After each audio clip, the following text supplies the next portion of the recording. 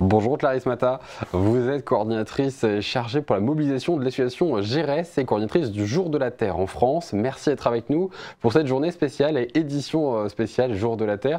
Est-ce que vous pouvez finalement nous définir qu'est-ce que c'est finalement le Jour de la Terre?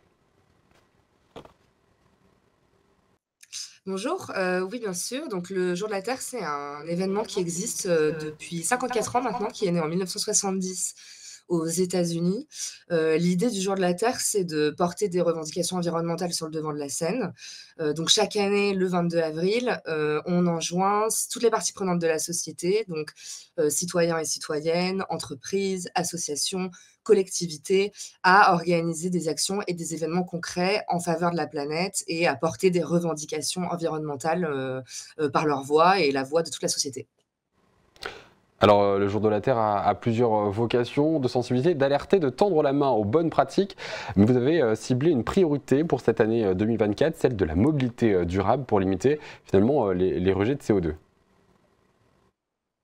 Tout à fait, il faut savoir qu'en France, les transports thermiques, ils représentent le premier poste d'émissions de gaz à effet de serre, 31 ce qui est assez considérable, et les émissions de gaz à effet de serre, comme vous le savez certainement, elles causent la pollution atmosphérique. Selon Santé publique France, c'est 40 000 morts par an de la pollution atmosphérique en France et en fait, nous, dans un monde où on parle d'écologie et où collectivement, on voudrait améliorer les conditions de vie sur la planète, on s'est dit qu'on ne pouvait pas passer à côté de la problématique de la mobilité et donc des mobilités durables qui sont les mobilités qui, elles, ne font pas de mal à la planète. Mais alors le 22 avril, le jour de la Terre, c'est aujourd'hui. Mais que peut-on faire après? Car la planète a besoin finalement au quotidien de bonnes pratiques, de prévention. Comment on peut avoir moins d'aspects, d'impact néfaste sur notre Oui, planète? alors un des slogans de notre campagne cette année, en fait notre campagne cette année, elle disait le jour de la Terre, ça te fait deux belles jambes. Donc c'était à la fois une référence au fait que faire du vélo, faire de la marche, etc., c'est bon pour la santé, mais c'est aussi un pied de nez aux gens qui pensent qu'on est condamné et que des événements comme le jour de la Terre n'ont pas d'impact.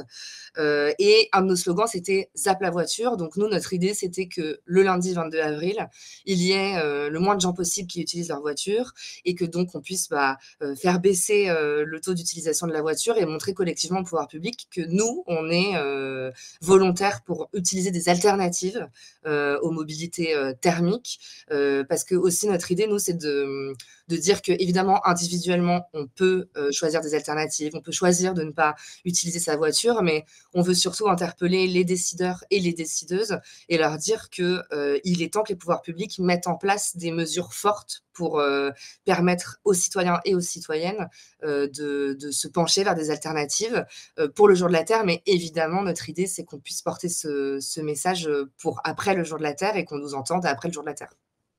Alors, au-delà de votre association, hein, le GERES qui porte le Jour de la Terre en France, qui sont ou qui deviennent derrière les porte-paroles, les ambassadeurs de cette cause? Finalement, la nouvelle génération prend, elle, plus le sujet à cœur que d'autres, mais est-ce que vous vous sentez plus Ouais. proche finalement Bah, l'idée du des jour de la causes Terre, c'est environnementales? que tout le monde s'en saisisse. C'est vraiment un événement qui se veut grand public. D'ailleurs, en fait, on a un calendrier d'événements que vous pouvez retrouver sur notre site, jourdelaterre.fr. Et ces événements, il y a vraiment des événements pour tout le monde. Il y a des événements pour la famille, il y a des événements pour les membres d'associations, il y a des événements pour des gens qui veulent en apprendre un petit peu plus sur les questions qu'on porte. Et nous, ce qu'on veut, c'est que la population entière porte le jour de la Terre parce que, évidemment, ce sont des problématiques et des considérations qui nous concernent toutes et tous. Et évidemment que nous, on porte le jour de la Terre pour tout le monde. Et alors, est-ce que vos actions, finalement, est-ce que le Jour de la Terre et celle entreprise au quotidien par le GERES n'ont-elles pas aussi le moyen de sensibiliser nos élus, nos représentants de tout horizon et à tout niveau aux enjeux environnementaux et climatiques? Les élus sont donc aussi votre cible, finalement, une sorte d'alerte? Ouais, bien sûr, nous, on essaye, évidemment de mobiliser, et d'alerter aussi, les élus, d'alerter, la politique et puis aussi les entreprises et les collectivités.